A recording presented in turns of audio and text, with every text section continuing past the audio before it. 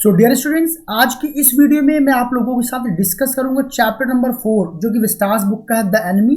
इसके सारे important points जो बच्चा आपके एग्जाम के पॉइंट ऑफ व्यू से बहुत ही ज़्यादा ज़रूरी है। तो वीडियो को एंड तक देखिएगा क्योंकि ये स्टोरी ऑलरेडी बहुत लंबी स्टोरी है और मैंने कोशिश की है जितने भी इंपॉर्टेंट पॉइंट्स हैं वो सारे एग्जाम के पहले मैं आप लोगों से शेयर कर दूं। आप लोग उन सारे पॉइंट्स एक बार देख लीजिए जिससे कि एग्जाम के टाइम में आपको किसी भी प्रकार की कोई दिक्कत ना हो। तो चलिए स्टार्ट करते हैं। तो बेसिकली बेटा ये जो स्टोरी है ये स्टोरी है एक डॉक्टर की जिसका नाम सडाओ हॉकी है और वो जापानीज डॉक्टर है, साथ ही साथ एक एकम्प्लिस्ड साइंटिस्ट भी है जो कहाँ रहता है, जो जापानीज कोस्ट में रहता है और उसका जो घर है कहाँ पे है, वो रॉक्स चट्टानों के ऊपर है जो कि किससे घिरा हुआ है, पाइन ट्री से घिरा हुआ है। ये एक छोटी सी डिटेल है डॉक्टर सडाओ के घर के लोकेशन के बारे में। साथ में इस चैप्टर में कुछ और डिटेल्स उसके बचपन के बारे में दी गई है कि जब बचपन में जब वो छोटा था तब वो पेड़ों पे चढ़ा करता था, इन्हीं पेड़ों पे, और साथ ही साथ अक्सर वो अपने पिताजी के साथ जो साउथ सी आइलैंड है वहां पे विजिट करने भी, घूमने भी जाया करता था। उसके फादर का मानना था ये जो आइलैंड्स है वो जापान के भविष्य को और परफेक्शन देने के लिए बहुत ही ज़्यादा इंपॉर्टेंट थे। और साथ ही साथ ये भी बताया गया इस चैप्टर में कि सडाओ की फादर काफ़ी सीरियस और बहुत ही ट्रेडिशनल आदमी थे क्योंकि वो कभी भी अपने बेटे के साथ जोक नहीं करते थे, ना कभी वो खेला करते थे, बस वो अपने बच्चे के भविष्य के लिए बस वो पेन कष्ट सहा करते थे, यानी लाइफ से कॉम्प्रोमाइज़ करते थे। उनके लिए सबसे इंपॉर्टेंट क्या था, अपने बच्चे सडाओ की पढ़ाई। और आगे इस चैप्टर में ये भी बताया गया है कि यहाँ पर सडाओ को उन्होंने क्या किया, पढ़ाई के लिए कहाँ भेजा, अमेरिका भी भेजा था। एंड सडाओ's father incalculated in him the values of patriotism. साथ ही साथ वो अपने बेटे को पैट्रियोटिज्म की वैल्यूज भी, देशभक्ति की वैल्यूज भी सिखाते थे। साथ में ये भी बताते कि नेशनल लॉयल्टी, कि अपने राष्ट्र के प्रति ईमानदारी भी रखनी चाहिए। और ये सब वो उन्हें तब सिखा रहे थे जब वो बहुत ज़्यादा छोटे थे। और दूसरी मजे की बात ये थी कि जो सडाओ थे, सडाओ को भी इन सब चीज़ों को सीखने में बहुत अच्छा लगता था। वो अपने फादर के द्वारा सिखाई गई चीज़ों को बहुत अच्छे से फॉलो करते थे। और फिर अब जब वो बड़े हो गए तब अब डिटेल यहाँ पे आ जाता है कि उस समय वर्ल्ड वॉर जब सेकंड चल रहा था तब सडाओ को जो आर्मी थी उसके साथ नहीं भेजा गया। यहाँ पे कारण पूछा जाता है बेटा एग्जाम में कि उनको ट्रूप के साथ क्यों नहीं भेजा गया। तो ट्रूप के साथ उनको इसलिए नहीं भेजा गया क्योंकि वो एक साइंटिस्ट थे और वो डिस्कवरी कर रहे थे, खोज रहे थे कि किसी भी घाव को पूरी तरीके से साफ कैसे किया जाता है जिससे कि उसके ऊपर एक भी स्पॉट ना रहे। तो ये तो एक पहला कारण हो गया। और दूसरा कारण क्या था कि उनको ट्रूप के साथ नहीं भेजा गया क्योंकि जो जनरल थे वो काफ़ी बूढ़े थे और उनका ट्रीटमेंट सडाओ के द्वारा चल रहा था और कभी भी उनको ऑपरेशन की आवश्यकता पड़ सकती थी, इसलिए भी सडाओ को अमेरिकन ट्रूप के साथ वर्ल्ड वॉर के टाइम पे नहीं भेजा गया। अब आगे के पैराग्राफ में हम लोग जानेंगे कि सडाओ जो उनकी वाइफ हाना है उन दोनों की मुलाकात कैसे हुई। तो सडाओ ने यहाँ पे बताया कि Sadao met Hana in America, की सडाओ की मुलाकात हाना से कहाँ पे हुई, अमेरिका में हुई। और हाना के प्यार में पड़ने से पहले उन्होंने इस बात का बिल्कुल अंत तक इंतजार किया ये जानने के लिए कि वो एक जापानीज है कि नहीं है। और तभी उन्होंने डिसाइड किया, जब जान गया कि वो जापानीज है तभी उन्होंने डिसाइड किया कि अब उससे वो शादी करेंगे क्योंकि वो जापानीज है। और उन्होंने ऐसा इसलिए किया क्योंकि उन्हें पता था कि मेरे पिताजी अगर वो लड़की जापानीज नहीं निकली तब शादी के लिए कभी भी अलाउ नहीं करेंगे, बट चूंकि अब जापानीज थी इसलिए इन दोनों की शादी होगी।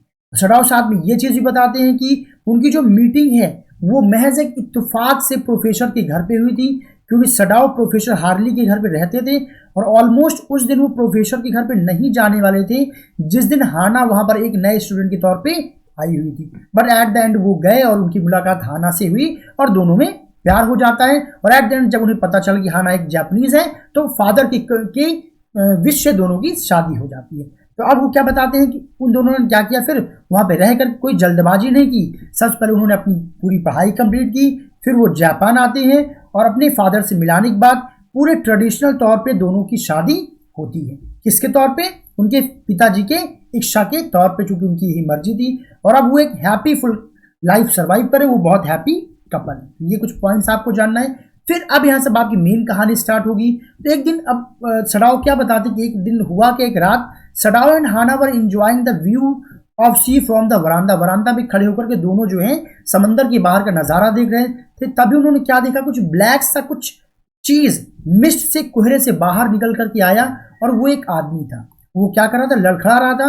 वो कुछ स्टेप लड़खड़ाते हुए बाहर आया और फिर से वो कोहरे में फिर से खो जाता है, यानी कि कोहरे ने उसे फिर से एक बार ढक लिया था। लेकिन उन्होंने फिर से देखा कि कुछ देर बाद वो खिसकते हुए रेंगते हुए बाहर निकलता है और सडाओ ने सबसे पहले तो ये सोचा कि पक्का वो कोई फिशरमैन मछुआरा होगा जो कि अपने बोट से गिर करके या वॉश होकर के किनारे पे आ गया था। जो समुद्र की जो लहरें थी वो भी क्या कर रही थी, पत्थरों से टकरा रही थी, तो उन्हें लगा कि पक्का वो काफी घायल हो गया होगा।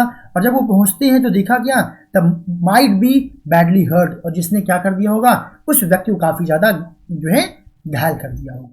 और जब वो लोग वहां पहुंचते हैं, they found the man was so much wounded, कि वो आदमी बहुत ज्यादा क्या था, घायल था।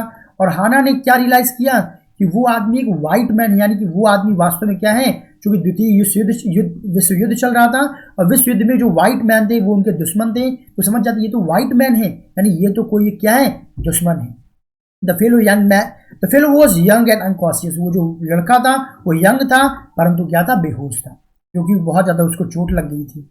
And the man was bleeding profusely, बहुत ज्यादा उसकी बॉडी से ब्लीडिंग निकल रही थी। अब चूंकि सडाओ एक डॉक्टर था तो सिंपली वो इसको ढूंढना शुरू करता है, घाव को ढूंढना शुरू करता है। अब घाव उसे मिल जाता है। वो देखता क्या है कि लहरों की चोट की वजह से, जो कि चट्टानों से टकरा रही थी, उसकी वजह से उसका घाव खुल गया था और सडाओ ने वहां से सीमोस यानी कि काई का इस्तेमाल करते हुए उसने घाव को ढकने का कोशिश किया।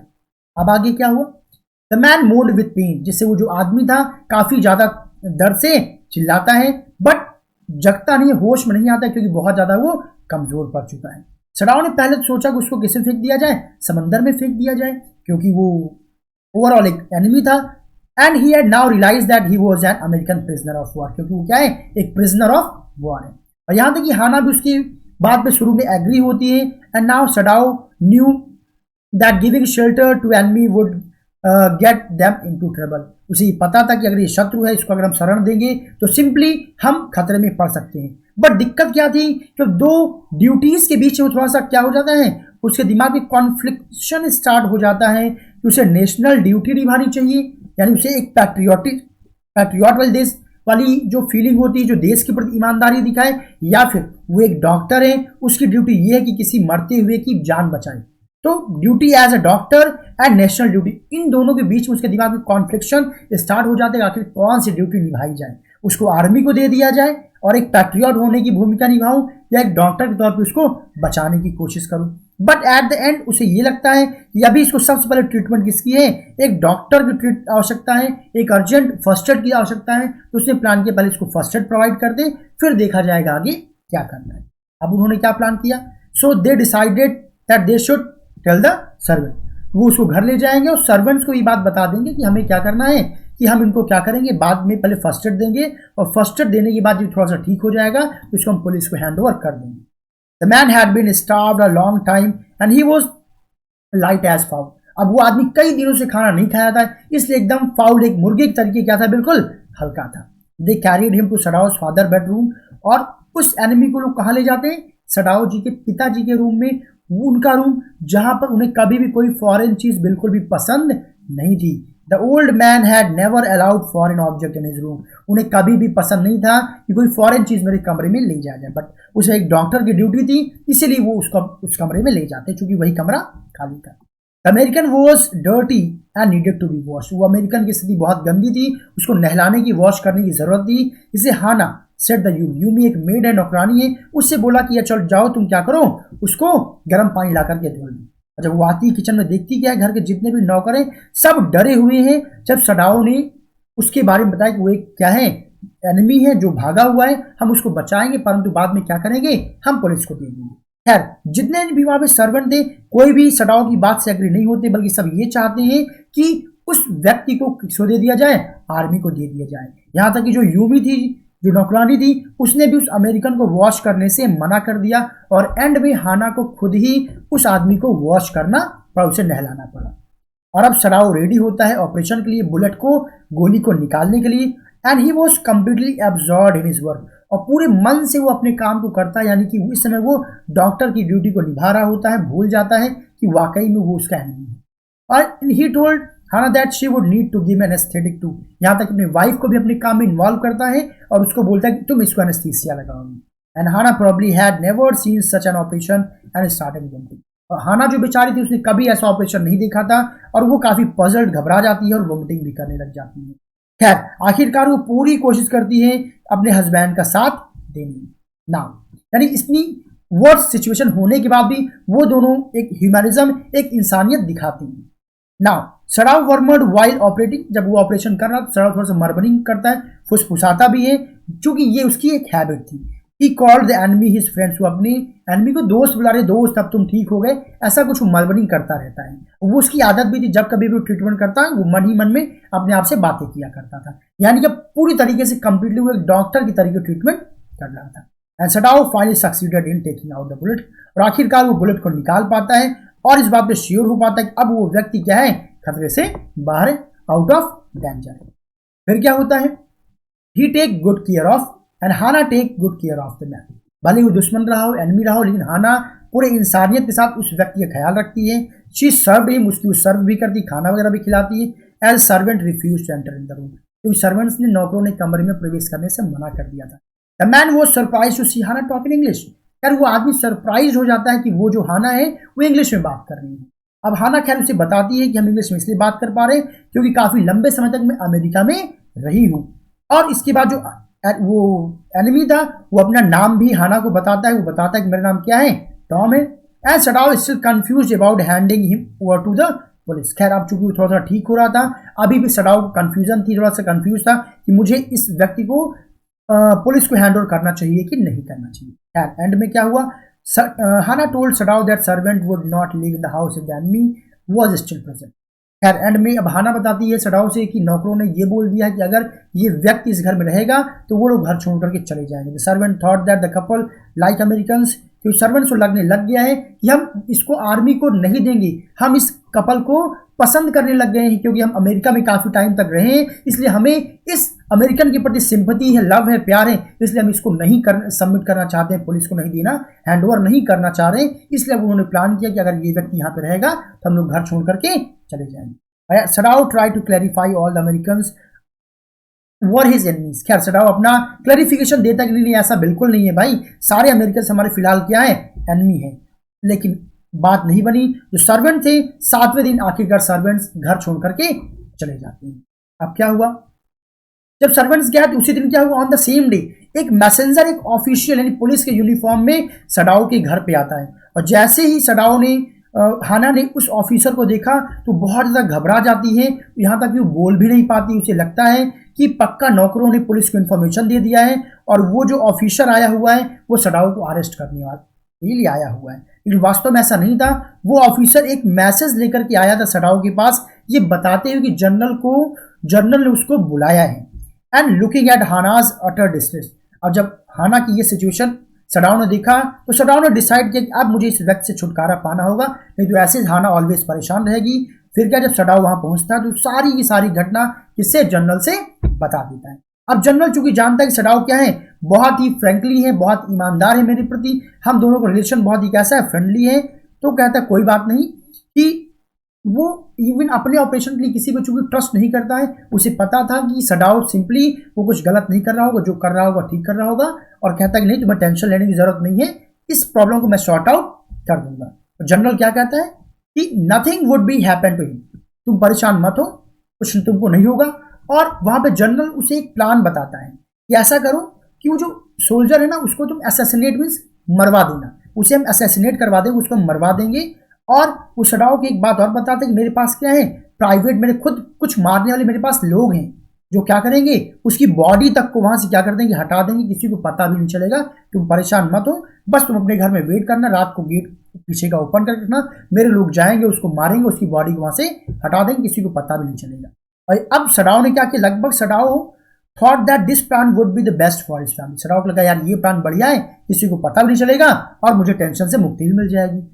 एंड आफ्टर दिस मीटिंग, उस मीटिंग के बाद सडाव ने लगभग 3 दिन बेचैनी वाले रात गुजारे, किसके इंतजार में, उन मारने वाले असैसिन्स के इंतजार में कि वो लोग आएंगे और उसको मारेंगे। लेकिन वास्तव में तीनों रात वो इंतजार करते हैं बट कोई भी नहीं आता है।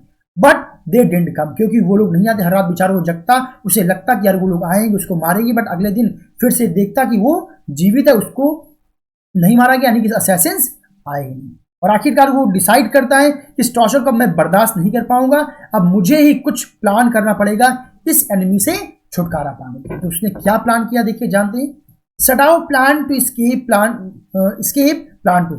अब उसने क्या किया, टॉम को बताया कि तुम्हें क्या करना पड़ेगा, यहां से तुम्हें भागना पड़ेगा। उसने बताया कि needed to escape, the news of his presence is not hidden anymore, क्योंकि तुम यहाँ पे हो, ये बात अब सीक्रेट नहीं रह गई, ये बात और लोगों को पता चल चुकी है, अब तुम्हें यहाँ से भागना पड़ेगा।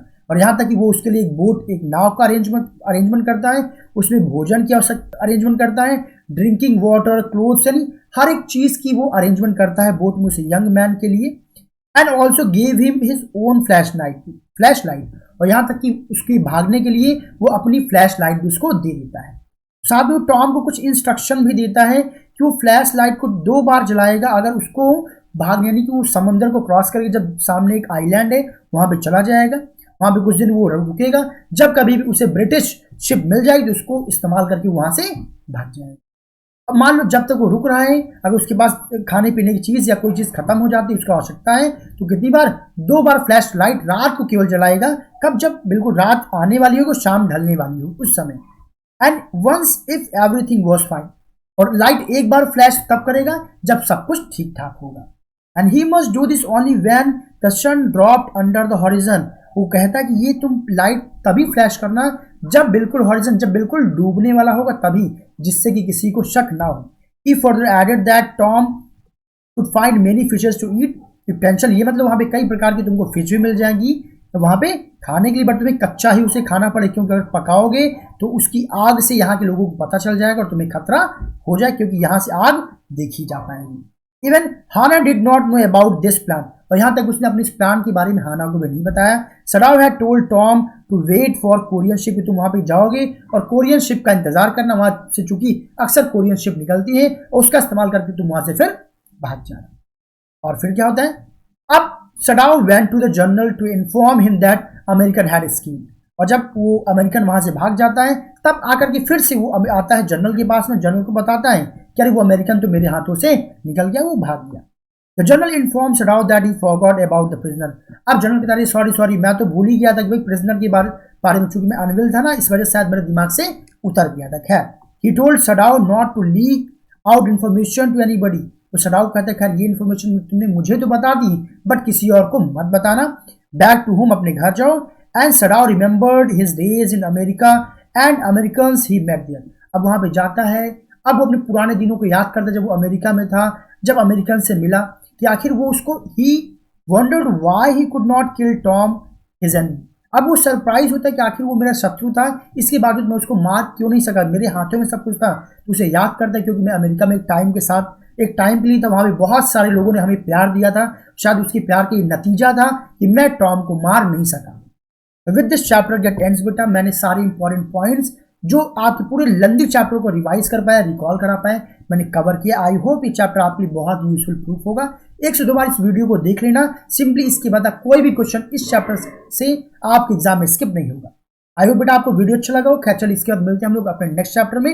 अच्छे से एग्जाम की प्रिपरेशन करिएगा, हर एक चैप्टर को डेप्थ में पढ़िए, कोई चैप्टर को मोटा मोटा मत पढ़िएगा, क्योंकि वो बेटा आपके लिए यूजफुल नहीं होगा।